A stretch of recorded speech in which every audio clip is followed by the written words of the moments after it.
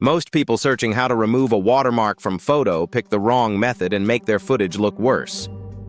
I tested all 4 techniques on the same clip. Same watermark, same frame. The difference was not subtle. One method destroyed the shot.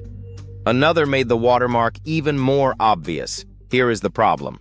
Every tutorial tells you what the tools do. Almost nobody tells you when to use which one, and that is the only question that matters. Welcome to TechWise, where we test real AI tools and show you what they can actually do. Subscribe if you want practical workflows, not empty promises. There are exactly 4 ways to deal with a watermark: crop, overlay, blur, and AI inpainting.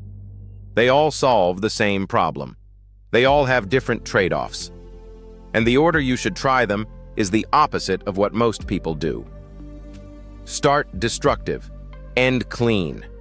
Crop is the fastest. If the watermark is near an edge and nothing important lives in that part of the frame, cut it out. Any editor can do this. No AI needed. The catch: you lose part of the frame. If the watermark sits on a face or an object, cropping ruins the composition. But when the shot has breathing room around the subject, crop is invisible. The viewer never knows anything was removed, because technically, nothing was.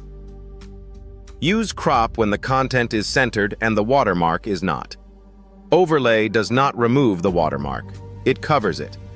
A logo, a subtitle bar, a graphic element, anything that looks intentional. This works especially well on talking head shots where the watermark sits in the same corner every time. The rule is simple. If the overlay looks like it belongs there, the viewer accepts it. If it looks random, it draws more attention than the watermark ever did. Overlay is the cleanest fix when cropping would cut something important. Blur keeps the full frame and makes the watermark unreadable.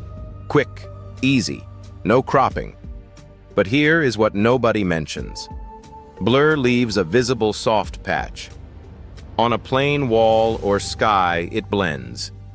On a busy background, textures, patterns, movement, it screams, something was hidden here. Pixelation is even worse. It looks artificial almost every time. Blur is your fallback. Use it when speed matters more than polish, or when the video is temporary. AI inpainting is the most advanced method.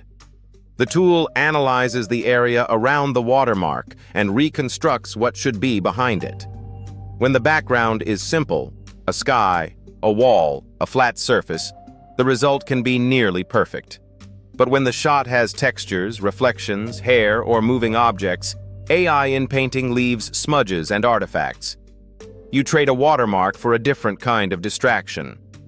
This method works best on stable shots with simple backgrounds. That is the line. Cross it, and AI becomes the problem. So how do you choose? Start with the least destructive option. That is the mindset shift. Edge watermark, nothing important lost. Crop. Need the full frame? Overlay. Speed over perfection? Blur. Simple background? Want the cleanest result? AI inpainting. You do not start by asking what the most advanced tool is. You ask what causes the least damage to this specific shot. That one question saves time, preserves quality, and separates a polished video from a broken one.